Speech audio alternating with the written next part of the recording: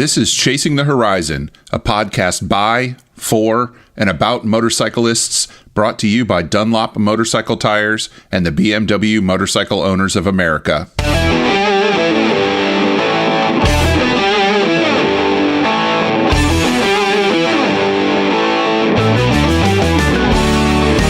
Welcome to episode 29 of Chasing the Horizon, released on the 3rd of September, 2018. I'm your host, Wes Fleming, and you're going to find out how an industrial accident that nearly cost Brian Case his hand led to the start of Motus Motorcycles.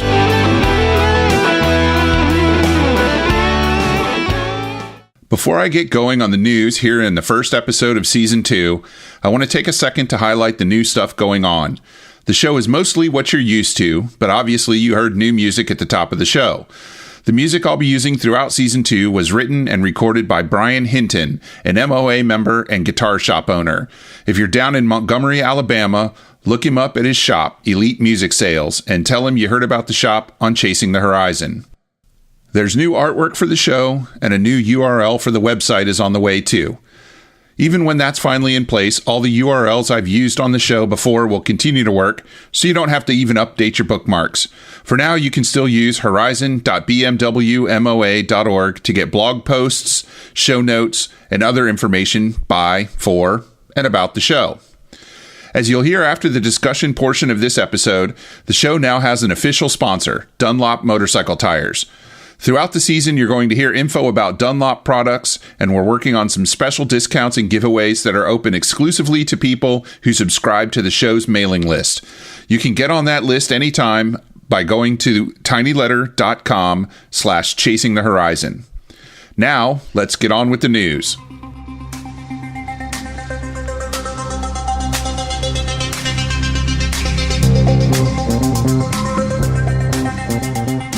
One of the most popular TV serials about motorcycling in probably the past 20 years was Long Way Round, a 7-episode series that spans the 19,000-mile London to New York motorcycle journey of actors Charlie Boorman and Ewan McGregor. They followed that with Long Way Down, which took them from John O'Groats at the top of Scotland to Cape Town, South Africa, again by motorcycle, of course. Charlie and Ewan are back together again for another journey, and this time they're calling it Long Way Up.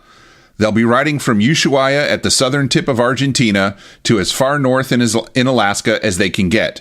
Charlie said, quote, "We're all dead keen to make it happen, so fingers crossed we'll be able to do it in 2019. I expect that means the TV series about it will be out sometime in 2020. They're getting the band back together for Long Way Up and bringing producer Russ Malkin with them, I assume in a chase vehicle like they did for the other two trips.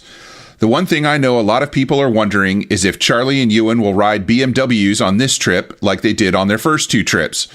It seems unlikely, as Charlie is a brand ambassador for Triumph and Ewan has been tied up with Moto Guzzi for a while now. However, with BMW's R1250 GS on the horizon, it wouldn't be a huge surprise to see them back on Beamers for the expedition." Electricity, electricity, electricity, electricity. Like many other folks in the motorcycle industry, I recently got a press release from the Piaggio Group. Most two-wheel aficionados will recognize Piaggio as a major manufacturer of scooters, including a three-wheeled leaning scooter, but some folks don't know that Piaggio is a big conglomerate. Piaggio owns a bunch of other brands, including Aprilia, Moto Guzzi, and Vespa. It's Vespa I'm looking at here, specifically their announcement that you can go online in October and order the Elettrica, their newest electric scooter. Well, except they're not calling it a scooter. Vespa is calling it, quote, "a contemporary work of art with a technological heart." You'll be able to eventually get one from a dealer, too, but you won't be able to actually ride one in the US or Asia until early next year. The Elettrica will be available in Europe before that, likely around the time of the big EICMA trade show in Milan this November. The electric motor delivers 200 Newton meters of torque, equivalent to a hopped-up 50cc gas engine, and it puts that power to the pavement for a maximum range of 100 kilometers, or about 60 miles. It seems Vespa has some work to do in that area, but I'd guess for most urban commuters, that's at least one full day, if not two, of riding. The upside of the Electrica is that Vespa says the battery pack is good for 1,000 charging cycles, giving the rider over 43,000 miles of life on the battery. And the Electrica has a reverse gear to boot. There will be another version called the Electrica X, and that's going to be a hybrid rather than a straight electric. It will have about a 1.5 gallon fuel tank along with the electric motor to boost its range to about 120 miles. Check out the link in the show notes to see a photo of this new, technologically advanced scooter. Sticking with electric news, you may remember my mentioning the tie-up between Harley-Davidson and Alta Motors in the news segment for episode 16, in which we talked to Portia Taylor, the editor of Black Girls Ride magazine. Back then, the news was Harley getting involved with an established, successful builder of off-road-oriented electric motorcycles. Though the press release didn't contain many details, it did state that the collaboration would, quote, focus on new electric urban motorcycles. A month ago, Harley released sketches of electric motorcycle concepts that conspicuously featured an Alta battery pack. Despite that, it appears that the relationship is already over. Alta loses an important investor, and Harley loses a fantastic resource for forward-looking electric motorcycle technology. It's relatively easy to see Alta will continue moving forward. After all, they were doing just fine before Harley came along. I'm not sure what Harley will do in the electric field, though. When they announced the Pan America adventure bike a short while ago, they also said they'll be making a number of electric vehicles, from bicycles on up to motorcycles, after they release the Livewire sometime next year. Without Alta, Harley will have to find a new partner to energize those projects or do everything in-house. Maybe they'll forge their own electric path, but even the Livewire relied on Magneti Marelli and Mission Motors to make the Livewire technology and prototypes a rolling reality. In case you don't know, Magneti Marelli is an Italian company owned by Fiat Chrysler. They designed Harley-Davidson's electronic fuel injection systems. Mission Motors was a company based in San Francisco that went out of business in 2015, about a year after they produced the drivetrains for the Livewire prototypes. Their Mission 1 PLE motorcycle was expected to cost nearly $70,000, but none of them were ever produced. Last thing before this episode's discussion segment. Last week, Curtis Motorcycles announced its Hera motorcycle will be out in 2 years or less. The Hera will have an E-twin motor and a 66-inch wheelbase. The high-density lithium-ion batteries will be laid out in a configuration that looks like a V8 motor. You'll be able to hear my discussion with Curtis founder Matt Chambers later this month, so be sure to come back for that.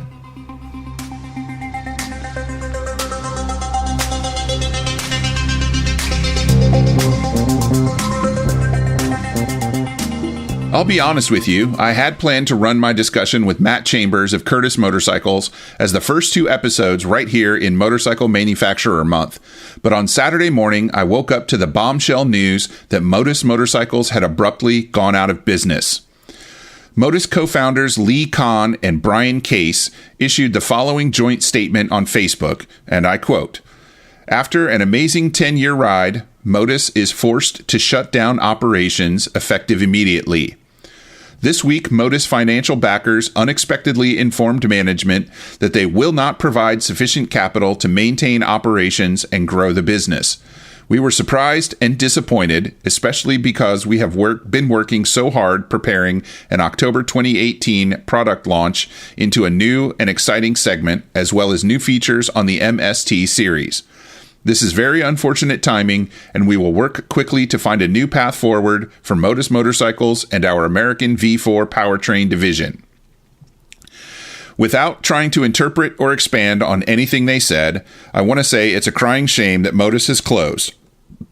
I hope Lee, Brian, and all the folks at Motus find their way forward quickly. For now, I present part 1 of my discussion with Brian Case of Motus Motorcycles right here. Part 2 will be out next week in episode 30. For the discussion portion of this episode, I am once again in Birmingham, Alabama, sitting inside I guess you can't really call it headquarters, because it's everything, manufacturing facility, office facility of Motus Motorcycles with Brian Case. And, Brian, I know there's a difference between what your title is and what you do at a small company. So tell us what your title is, and then we'll talk about what you do. Sure, of course. First of all, thanks for having me. And no problem. So my role here at Motus, I'm one of the co-founders and the design director for Motus, and along with Lee, this is kind of our baby. So we started it from scratch from our dens 10 years ago. So my roles here kind of encompass a lot of things, but that's primarily. Gotcha. So you're not day to day. You're not putting engines together, but you're making sure they're getting put together correctly. That's right. There you go. Yeah. Which sounds like it's probably part of Lee's job. And with a small company, I'm sure everybody has a vested interest in everything going correctly. We do, yeah. It's everyone wears a lot of hats, and so yes, a very very small team, and with a big idea. So the mission is huge of what we're up against, and trying to put our little stamp on the map in the machine that we're building, and so it's a collective effort from everybody, and I oversee the design and what we're making on a daily basis, and making sure it's what we set out to do, and of course some new projects that we're working on coming down the line. So when you were younger, because you're still relatively young, I'm guessing. I won't ask you your age. Yeah. But young enough that what do they say? I can't remember. Anyways, it's gone. How'd you get into motorcycling at the first? So it's probably a universal story to how people fall in love with motorcycles. You see one when you're young, and it inspires you, and there's something about them, and I'm not one to speak about what that is, but I was touched by it very early, probably going back to when I was 5, seeing my dad's first motorcycle, and seeing my first motorcycle. And my dad had a lot of British bikes and Japanese bikes and you name it, and so I kind of grew up watching him ride, and how big a part of it of his life it was, and then we started going land speed racing, and some friends of his, when I was young, 8, 9, 10 years old, going out to Bonneville and seeing land speed racing. So you jumped into that pretty hardcore, pretty young. That was probably what set the hook. Yeah. Seeing streamliners go 270 miles an hour was insane. Now that I look back on it in photos, like being 9, 10 years old, seeing that stuff, I cannot think that it didn't have an impression on me. Yeah. At an early age, just to dream big and go after your goals and your dreams. So we did that for a while. So always had this motorcycle bond with my father, and then as years went on, I wanted to be an architect, so I went to school to study to become that, and got sidetracked a little bit and figured out what industrial design was, and fell into that, and liked that a whole lot better than architecture. What's the difference between, like, when I think of architecture, I think of designing buildings and houses and things like that. What's the difference between first of all, is that even accurate when I think of architecture? It's a huge sector, right? So that's probably exactly what I thought when I was in high school studying architecture and wanting to be Frank Lloyd Wright. And I grew up 45 minutes from falling water, so it's like that had an impact on me as well. And when I get to college, reality sets in that it isn't all about designing dream houses and the things that I dreamed about. And I went through that whole discouragement and self-loathing of I'm never going to be Frank Lloyd Wright. So I discovered what industrial design was, which is a whole different thing that I never really knew about until college. So I don't know what that is. It's very broad, and basically it's product design. So everything touches industrial design. So it's designing for manufacturer. designing products, adding some style and design to products that we see every day. So that's a huge topic. Yeah. Now, my focus was more of human mobility in school, so I really wanted to be working for a bicycle manufacturing company when I got out of college. You name it, Trek, Cannondale, like that's where I was headed. I wanted to study bicycles and human mobility things. Still not motorcycles at that time. But bicycles are close, still two wheels, hand controls. They are. And I owned motorcycles throughout that time period. So it was always like my hobby, not my career path. And so get out of school and through this is a long story, but it's probably critical to the how we got here type of thing. So I had a work-related injury at the time where I severed part of my hand on a CNC machine. Right. Now, you say hand, and you showed me, and it's really just one finger. It is now, yeah. It's not a huge chunk. You're not missing a huge chunk of your hand. That's right, yeah. So it is now, this is 18 years ago. Okay.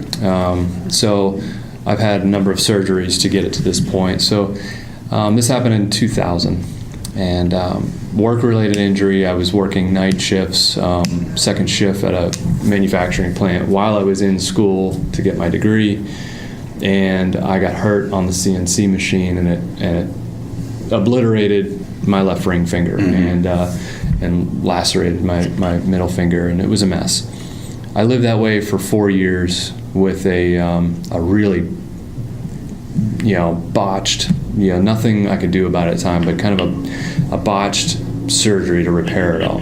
Well, I imagine as a much younger person in kind of your first move into your career, you weren't making a lot of money, you didn't have really good health insurance, you kind of just, in that kind of situation, they just kind of put you back together and make sure that you're going to be able to function rather than make everything nice. It was right at the moment I was about to graduate, and I finished my last semester in full cast. Mm-hmm. So when I got out of school, and looking back on this now as I talk about it, it was all instrumental.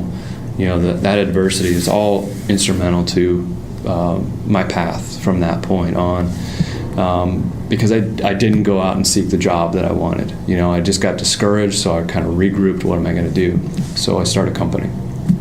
So, and this is back in Pittsburgh, so I'm from Pittsburgh originally, and so I start a design firm out of college, and I enlist some friends from the same school. We just kind of band together and we make a little design agency. Leased a building for $3,000 a month, just bare bottom. This is what I'm going to do, and I think that was the biggest turning point in my life, was making that decision to not give up, just go forward and maybe alter the path a little bit. So I did that for 4 or 5 years, and in the process of designing and running a company with other designers and doing all these various projects of product design, I'm talking like medical device enclosures and clamshells and robots and car trim pieces, you name it. You designed robots. Yeah, there was a robot customer. So he had a design, this is back in 2001, 2002. He wanted to make a robot out of PC parts. Okay. You could build it in your basement. Right. And we developed the whole thing for him, just one client. So Did it work? Sure. He launched his whole company and he got bought out. There you go. So, but they weren't sentient. We're not talking about Terminators. They weren't aware. That's okay. Right. Yeah, this was just way. Always got to check. Right. Always got to check. Yeah, this was before all the AI stuff. So yeah, I had customers like that, clients. Built this company from scratch, and worked our way up. Each client seemed to be a little bit bigger than the one before, and then That's a pretty good arc, a pretty typical arc for a startup. Sure. You know, you get a little bit of success behind you, and then you can show that to the next guy and the next guy and the next guy, and all of a sudden now people are coming to you. That's right. Instead of you having to get out and hustle quite so much. You still hustle for every job. That's right. Yeah. And at this point, you're still in Pittsburgh. That's right. Yeah, it was a design firm in Pittsburgh, and had a bicycle brand come in somewhere around there, 2003. So it's kind of like full circle, like getting back into doing suspension geometry, and I was really proud of my team and where we were at that point. You know, just kind of starting out, and then a motorcycle company came in and just kind of derailed my path again. Can you tell me who that was? So this was a brand called Confederate motorcycles. Yeah, just across town and called Curtis. That's right, and I'll get to that. Okay. That's how I got to Birmingham. Gotcha, okay. So so this is 2004. I meet the designer of Confederate at the time at a design conference. Didn't know that they were going to be there. I just kind of bumped into them and got to know this company, this little brand that was just kind of obscure at the time, but making really cool products. And I don't know what it was, but I was just drawn to it. Something clicked. And I got to know these guys. And another critical piece of the story is how I really got to meet the designer was explaining to him the finger story. Gotcha. So I ran into him at an after party, and he very abruptly called me out for this ugly mangled hand. Yeah. And he instructed me to do something about that. Okay. So you can imagine it's kind of a sob story. Like, here's this young designer, hasn't ridden a motorcycle in 4 years, blah, blah, blah. So your hand injury prevented you from riding, or your job because you didn't have time? The hand injury prevented me from mentally and physically from riding a motorcycle. Well, I imagine with a hand injury like that, it's probably hard to put on gloves, run the clutch, you know. Yeah, and so the reason I said it looks a lot better now is because I had the finger rebuilt. Okay. So I had a completely fused digit as a ring finger, which is completely obtrusive and in the way of everything. Wouldn't bend. Doesn't bend. It's solid bone. They just mushed everything back together, wrapped skin around it, and so forth. So, it was a very depressing way to live 4 years of my life. And so this designer, JT Nesbitt of Confederate fame, he's the one that told me to cut the dang thing off and move on. So, well, that is kind of abrupt, isn't it? Yeah, and we've been friends ever since. So, he was critical to the diverted path in my life. So, how that got tied together is I went and had the surgery after that moment, and called Confederate. After I still had the bandages, I called them up and I said, let me talk to JT. Just want to tell him thanks. I did it. Mm-hmm. So, and I'm very happy. I mean, I was moving my hand because, carpal tunnel, right? Yeah. All your tendons go through the same hole in your wrist. So you tie up one tendon, they all get tied up. So I said, thank you. I can move my hand immediately. I'm going to go ride again. That's fantastic. I could hear him put the phone down. And he went and told everybody in the shop at Confederate, like, you got to hear this story. I told this kid to cut his finger off, and he did it. And I was drunk. Like, you could just hear the excitement, and I never forget it. He was so elated with joy that I did what he said to do. Yeah. Well, let me ask you a little bit about that, if you don't mind. I was hit by a car back in 1999, and it hurt my leg really bad. Not so bad that cutting it off was ever in the realm of possibility. It just wasn't that bad of an injury. It was bad, but it wasn't that bad. Sure. So what was it like to fight so hard to keep your finger, and then one day just make that decision to get rid of it completely? That's a great question. I don't think anyone's ever asked me that. It was toughest thing I've ever been through. Because I did fight very hard the night of the accident to save what I think was worth saving. And I lived that way for 4 years, and fought it every step of the way, fought family, fought friends, and I thought it was something that I needed, but it was the one thing holding me back. And it wasn't until JT came along that put it in such a way, at such a point in time when I was ready to hear it, that made me change my mind. And I never looked back since that point, and I don't miss it, and I can do everything that I want to do. So, yeah, to say how tough it was very tough. Yeah. So that moment when he said, "That's the coolest story I've ever heard," he said, "How would you like to help me design the Wraith?" And the Wraith... You helped design the Wraith. Yes. And this is in 2004, and JT had just released a mock-up model of what he wanted to make and couldn't quite put the pieces together and figure out how to get it all done. He was stuck. He had designer's block. Our chance encounter meeting over some whiskey in a penthouse party, him telling me my finger looks ugly, is how the Wraith was born. And he came up the next week after that phone call in a van with a Sportster engine. Okay. And I helped him design that bike in a week.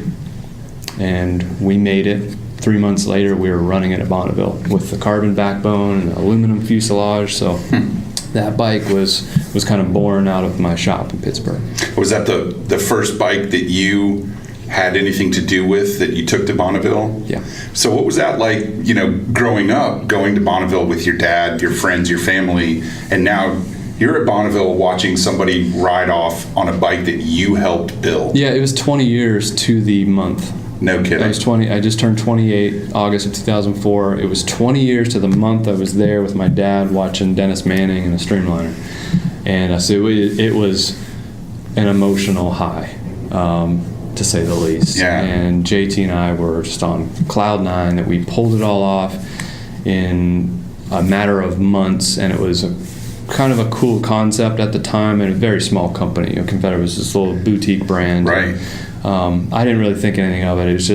It was an inspired design to me, just being able to do a carbon backbone that was also the oil tank, and an aluminum flat plate frame that was bent on a hydraulic press was simple to me. It had bulkheads. It was really modeled after an aircraft architecture, but it was a great time. And so that was like the first motorcycle project that I'd ever been involved with on design. And I was still running my company in Pittsburgh, right, thinking, what am I doing? That's what I want to do. I want to make motorcycles. Yeah. So I was stuck. I was kind of at a crossroads, and so I kind of followed. Now, Confederate was a client of mine at that time, so I helped them do some other things. I kind of digitized their whole library, brought him up to speed with modern CAD, and digitized everything. And then 2005 came around, and Hurricane Katrina. Yeah, and they lost their whole factory. Completely wiped them out, along with half of New Orleans. And so there I was, like, great. Had a nice little client here, and now they're gone. Mm-hmm. So that is essentially how I got to Birmingham. Yeah, because they came to Birmingham. We're looking for a city. Mr. Barber called up and said, "Hey, have you ever thought of Birmingham? Why don't you come here? Largest motorcycle museum on the planet is here. All these things." He pitched the city of Birmingham, mm-hmm. right? So I fly down from Pittsburgh. I've never stepped foot in Birmingham in my life. Yeah, you definitely don't sound like you're from here. I have a receding Pittsburghese accent, So I come down here in 2006, and I make the decision to leave my company. That I started. Take on a role as head designer of Confederate motorcycles. Okay. And that's how I got to Birmingham. And stuck it out for about a year and a half. Met my future wife here, kind of made this my new home in that time. Was able to get things back into production at Confederate, their two models, and kind of send them on their way. And so I was again at another crossroads. Now what do I do? So in that time frame, I had met Lee. Okay, so he's He's like the first friend I met in Birmingham. I moved to this city in 2006. We meet at a bar. I'm on a bike. He's on a bike. We both have helmets. We start talking. Like, Right. hey, are you on that? I was on Hellcat at the time. So it's kind of a good, Yeah. it's not a typical bike. No, so it's it's like, not. hey, are you on that Hellcat out there? Definitely attracts attention. Yeah. So yeah, we became riding buddies, and we just talk about life and traveling and bikes, and and what's next in our lives and all this stuff, and talking about business. And he had a business at the time, and I'm sure he'll tell you about like kind of his background, but that kind of all worked on me at the time too, because it led to Modus, obviously. So the two of us together just started meeting a lot more, taking more trips, and what's next, like what are we going to do, and when I left Confederate, doing freelance for a while, just trying to find anything, like little side projects, try to stay in the motorcycle world. Didn't really know what I was going to do next, and that's when the idea kind of came together. It just kind of congealed at that point. Lee was thinking about what to do next. I'm thinking about what to do next, and this just kind of came out of nowhere. Like, let me just start sketching some things. Let me put something together. Yeah. See what I come up with. Just explore some new ideas. I did that for months. Sat in my den, sketching, designing V-twin sport bikes. I kind of still had it locked in my mind. I'm like, I'm trying to get out of the air-cooled V-twin industry, but I don't want to yet. Trying to design something new that hasn't been done before. I finally just abandoned the whole V-twin thing altogether. Well, yeah, nobody working on a V-twin design is going to do anything new at this point. It's really tough, and there are some things. It's just I got discouraged at that point when I'm looking at a blank sheet of paper. What am I going to do differently? And again, living in the city now, where the largest motorcycle museum is on the planet, there's 1,600 examples of other motorcycle brands in there. I can see the entire planet of motorcycling history in one frame. Yeah. What am I going to do that's any different, better than anything else in this museum? So the museum had a critical influence on this whole project, because it allowed me to step back and define what Modus was going to become, what machine we were going to make that could stand apart from all that, and hone it down into just simple elements of character and soul, American engine, sporty performance, and all these things, and forget about so much of it being novel and more of a science project, just to kind of flex my design muscles. It became a project that wasn't about those things. So how do we create a new American motorcycle brand? That's what it was about. Which is a tough gig to bump in on, because, when people think of American motorcycles, they think of, and this is 2005-ish, right? So 2008. 2008. Yeah, was the right. So start of the economy's in free fall at that point. That's right. So starting a motorcycle company, already crazy. But Harley Davidson in 2008 had 52% market share.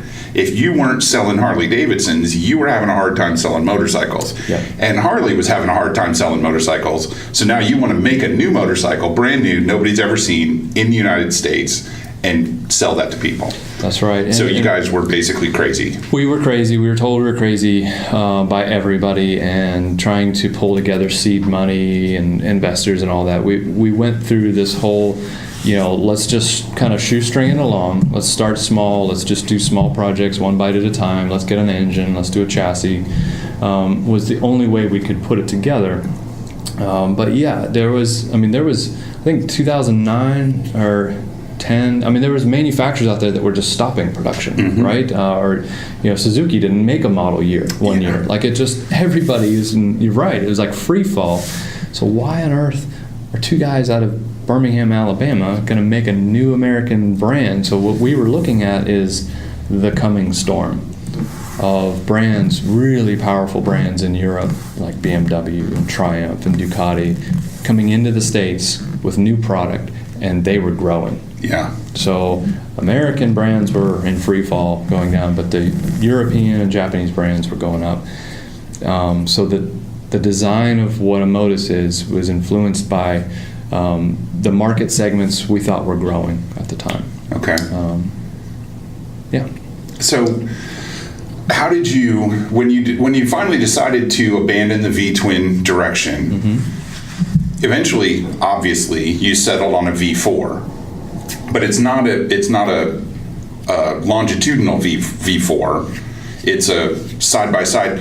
If nobody's ever seen one, and hopefully people listening to this will not only look at the webpage for the episode that will have pictures of the motorcycles on it, but Google Motus and go look at pictures. You went kind of Moto Guzzi. Your cylinders stick out the sides of the bike, but it's a V, so they kind of stick out in an upward direction. Right. So the inspiration, excuse me, the inspiration for the engine is American V8 automotive. Okay, so if you start there, what is an American V8? You know, a small block. Chevy 350 small block. Right. To me, that's what an American V8 is. Right. So how does it sit in a car? It sits with a longitudinal crank right down the middle of the car. Down the middle, so that's straight up, 1955 hot rod. That's the layout. So I define that if the V8, American V8 is the DNA of the engine brand, that inspired the architecture of the layout, with a longitudinal crank, with the cylinder head sticking out the side, intake in the middle, exhaust on the outside. That's right, and very symmetrical and balanced right down the center line of the bike. And so that's what led me in the design direction.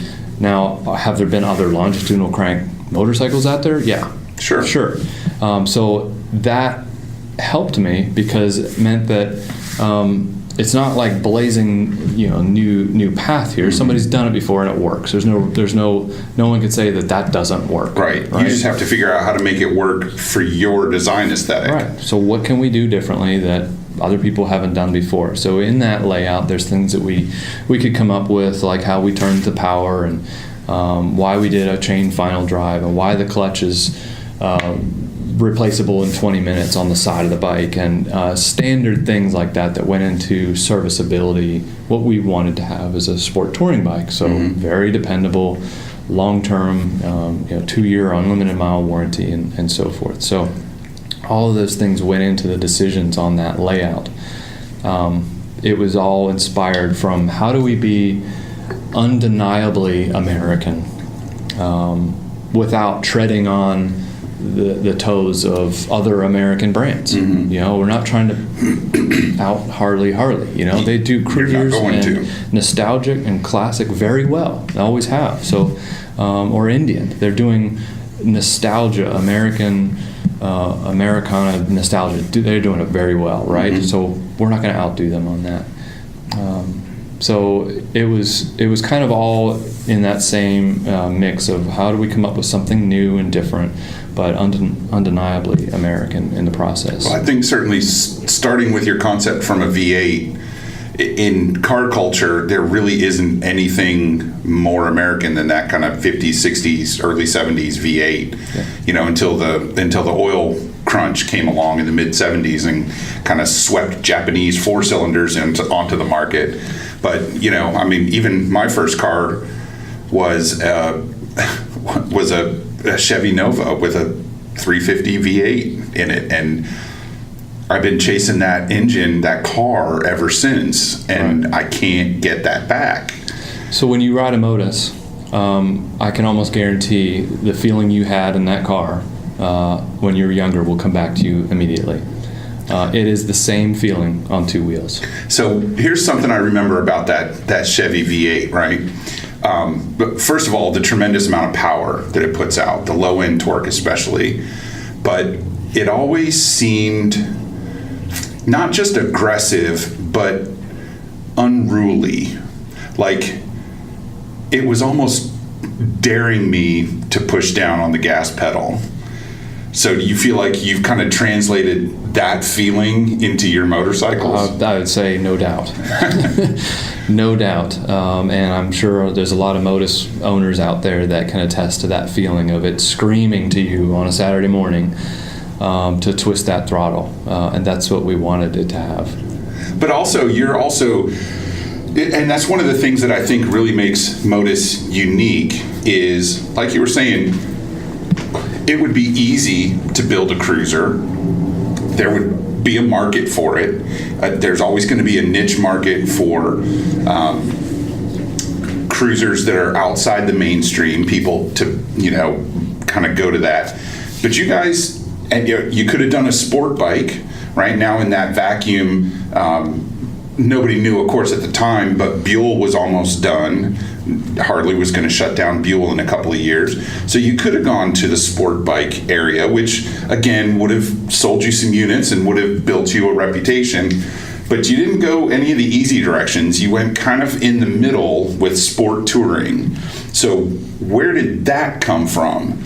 Because that's sport touring, from a definition standpoint, is not just that Saturday morning ride. It's that, well, I'm off work for the next 2 weeks and I'm going to point my bike to the ocean on the other side of the country.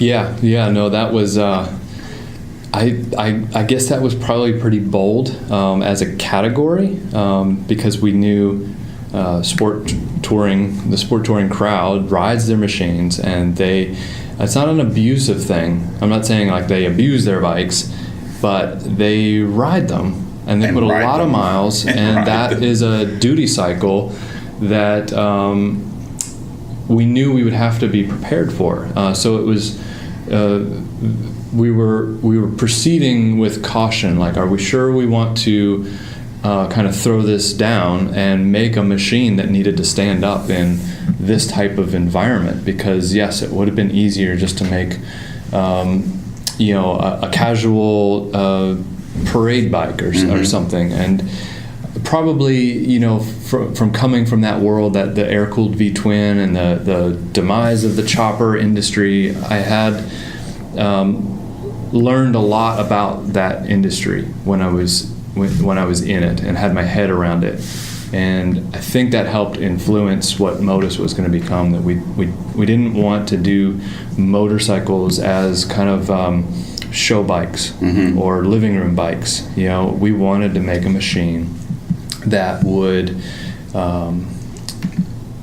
say, we're ready, to go up against any competition. Because in the sport touring market, you're looking at the BMW R1200 RT and now the K1600s. You're looking at the FJR 1112, now 1300s. You're looking at kind of Goldwings, or kind of the touring end of sport touring. But Goldwings they made a concerted effort with their 2019s to get a little smaller and a little lighter and a little more sporty. You're looking at a bunch of different bikes in there, and now with the adventure bike market encroaches into sport touring as well. So you're looking at a pretty crowded market. How does Motus stand out? It's easy for me. It's easy to spot a Motus, because especially the ones with the red cylinder head covers, because that's just a really cool design cue. You spot that, nobody else is doing that, and that's a Motus. Yeah. But how else do you stand out in that crowd of sport touring bikes? Well, those are a lot of great bikes you named. I mean, there's every year, the top sport touring bikes, they're kind of always up there, the top 3 bikes, and it's definitely a tough challenge to make our little brand stand apart from that. What we found is some of the choices we made in the architecture of the engine, the sound, the character that it has, but it also handles, and it's sporty, and it holds a couple nights worth of gear, and it can do the things those other bikes do, and it's American. and it's obscure, so that kind of plays into it too a little bit. People kind of like being the ones with obscure machines. There's a little pride of ownership. Right, and we can do that now because we're small. We're only going to be able to make so many of them, so there's not enough for everybody. So all those things go into it, and I think that's how we stand out a little bit from those other mass-produced machines. But again, they're all great bikes, and we're all enthusiasts here. We love all bikes. There's a lot of great stuff out there, and it still comes back to what can we do and build here at Motus? What can we do differently that still gives that feeling of joy you get when you ride something new, and maybe perhaps you can, it's even more of a feeling with our machine. It's a little bit more visceral than your standard issue mass production bike. So I think all of that goes into it. Well, and you guys have the ability, because you're small, about how many, let me think how I want to word this question. If you guys were to run flat out, full tilt, the whole year, how many bikes could you make in a year? Well, I can't talk about production numbers. Okay. Yeah. So, more than 10, more than one a month, certainly. So sure, let's go with that. We'll go with that. Well, and I think just walking through here, I probably counted at least 10 or 12 bikes that are in various stages of, construction and testing and production. So you have the ability to do something with your motorcycles that the big companies really can't do. You can walk into a Harley dealership or a Yamaha dealership and say, I want a green one, and all they have is blue on the floor. And as long as they make them in that color, they can order one for you, and in a few weeks it'll be here. But you guys can really do, because you have that attention to detail, and you have that, you have just a few guys that are putting these bikes together, you can really tweak each bike to its owner. So how do you kind of manage that process? Yeah, we do that. We because we're small, we're able to be flexible, right? So everything is built in small batches, and if an order comes in and it's a little bit of a special order through a dealer, and they want something a little bit different, we can usually accommodate that. And that's maybe a little different than a mass production company would be able to handle it, or maybe it takes more time. But yeah, we can totally do that. We're just more flexible because we don't have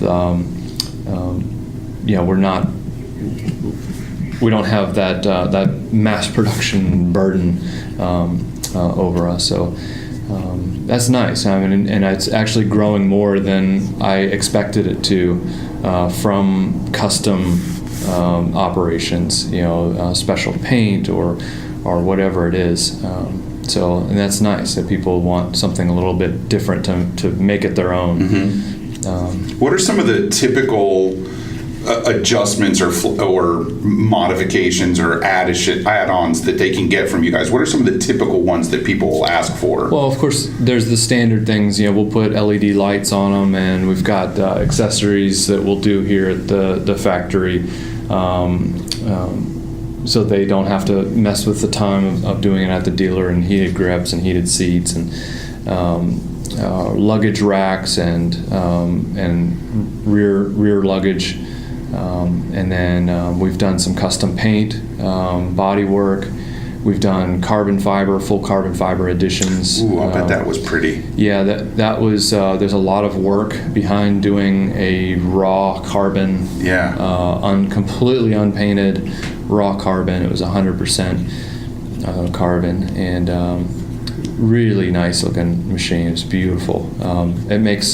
We love when opportunities like that come along, because the entire shop, like, it just grinds to a halt. Yeah, it's like everyone gets behind it. We take photos with it, and it's like seeing your kid all dressed up, and it's right. It's pretty cool. It inspires us all. But yeah, we've got a lot of very passionate Motus followers out there that are getting behind us, and it's really inspiring. Going back to where this conversation started. It was in our den with a sketch. So how many times I don't know of recently how many times that's happened where a couple of guys just kind of form a motorcycle brand from scratch out of their den and actually pull it off and do it and get into production. So because here you are, no matter what later. scale. Yeah. So, are there things that people ask you for that you say no, but either not we can't, but we won't? Because I know with enough time and enough money, you can do pretty much anything. But there are things that you shouldn't do to motorcycles. And you guys know, the geometry, the performance characteristics. You have a pretty good idea how your bike is going to react to this change or that change. So I'm just curious if anybody's asked you for things that you're like, no, we're not gonna do that. No, I don't think. Can't think of anything? I don't think we've said no yet. Okay. Yeah, we will pretty much look at anything. Try to do anything. And that gets us into the crate engine side of the business, which is growing. And when you think back to how much effort it took to get a motorcycle brand off the ground from scratch and design our own engine and the entire motorcycle and prototype that and test it and validate it over and over for years and then get EPA and get it into showrooms by 2015. That was a lot of work. Yeah. And we did all that because what was driving it was, the heart of the machine, which is the engine, the little V4, has tremendous opportunity as a crate engine platform for all kinds of non-motorcycle applications. I was just going to ask for people that are listening that don't know what crate engine means. What's a crate engine? So I'm not sure I'm the one to tell you what it is because we kind of had to learn through this ourselves. But from an automotive standpoint, crate engine has always been, pull out your performance catalog and order up a small block for whatever project you have, and you could just it's got a SKU number, you order up, you got a crate engine at your doorstep. Right. So it's basically an engine in a crate that somebody pulls off the back of a truck. So what are some of the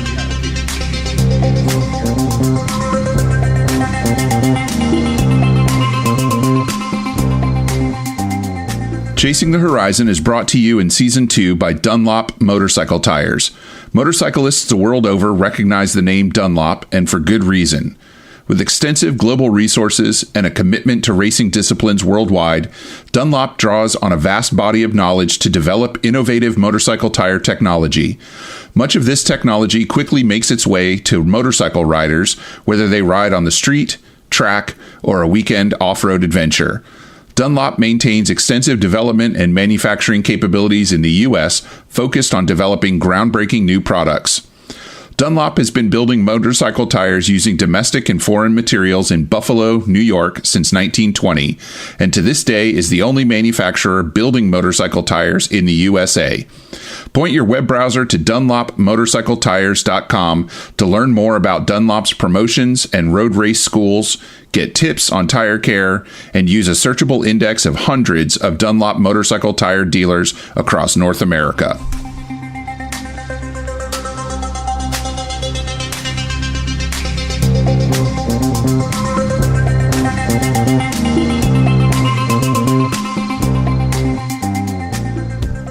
Because this podcast is sponsored by the BMW Motorcycle Owners of America, in each episode I highlight one benefit of being a member. I admit it's an enticement to get you to our website and to get you to join for at least 1 year. I've been a member since 1999 and have used the member benefits to my advantage countless times since then, especially the Roadside Assistance Program. But that's not what I'm going to tell you about today. Today it's all about the MOA Getaways. A getaway is like a mini rally. It's a weekend-long event that's based out of a hotel or a resort somewhere in the United States. There are 11 of them spread across the country and even sometimes in Canada that take place from March through November. For this year, they've already started, obviously, because it's September, and they run through November. And chances are good that one of the getaways is within striking distance of your house. What's better is you don't really have to be a member to attend, but it's always a nice thing to do. Point your web browser to bmwmoa.org and click on Events in the menu bar to get all the information you might need about the entire Getaway series. There's 3 in September taking place in Pine Mountain, Kentucky, Sedona, Arizona, and Tomah, Wisconsin, and the last one of this year is in Kerrville, Texas in November. The MOA has added new getaways to the schedule for 2019, and next year the first one will be held in Alabama in February.